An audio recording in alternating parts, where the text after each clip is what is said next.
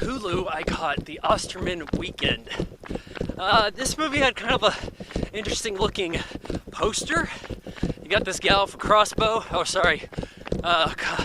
compound bow, I think, and it said something to the tune of, I think I've seen this movie come up in the description of that like Sega CD game, you know, where the girls are getting murdered by the monsters and you have to watch the video cameras, and that this movie is kind of like that. Well, it's from like 1983. We got Rutger Hauer. He's hosting this weekend with old college buddies. Craig T. Nelson's one of them. The other two guys you kind of remember from places. But right now I'm tired. Anyways, is it John Hurt? You know, the first victim in Alien? He's like, his wife is way too hot for him. She's like half his age, gets murdered on camera by some agents somewhere. And so he's looking for the killer. And he says, "Hey, Rutger Hauer, we believe that your buddies are like Soviet spies for this Omega group. And we need you to help us uncover this. So we're going to set up cameras in your house." Well, then his wife and son get like kidnapped just out of nowhere. There's a terrible car chase. This is Sam Peckinpah's last movie. And from what I've seen of his filmography, one of his worst. This car chase is awful. It's like slow, but it's in slow motion, which is kind of his deal. But it's edited wrong so that it's like a car crashes weird.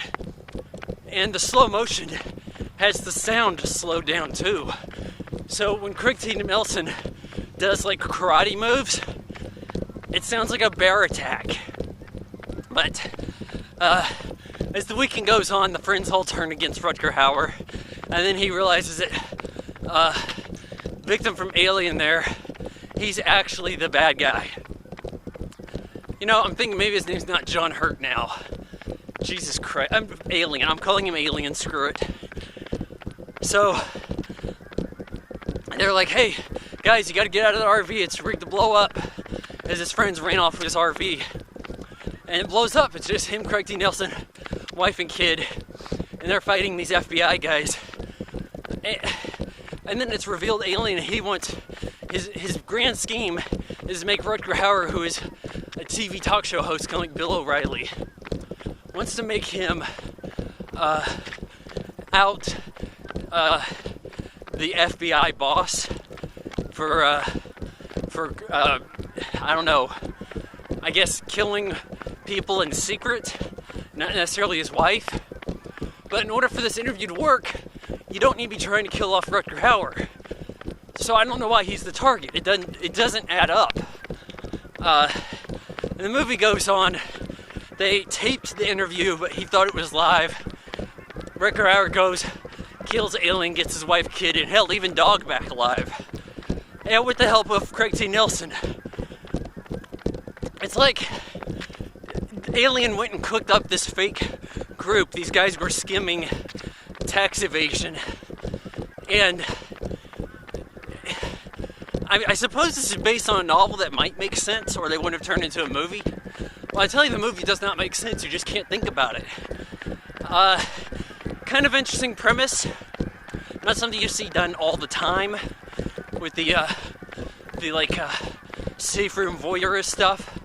But the shots don't even look like that. Like, the people who set up the cameras to film these things did not do so in a way that these are where hidden cameras are positioned. And you don't watch an edit like live like this. It doesn't actually fit the narrative. You know, the idea might be better than the execution. I give the Osterman Weekend 2 out of 4 stars.